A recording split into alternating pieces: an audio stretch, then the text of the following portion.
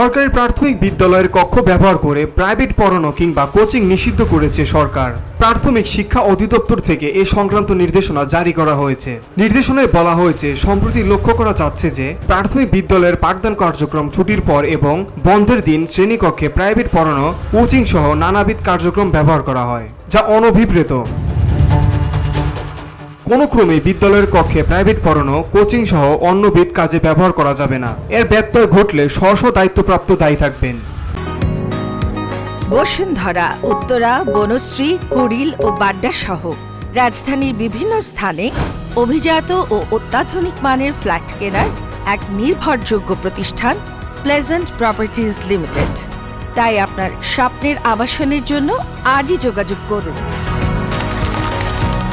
Pleasant Properties Limited, where destiny matches eventually.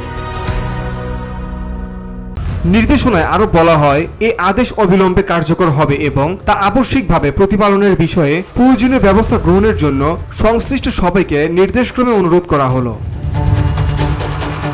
VOD Bangla news desk.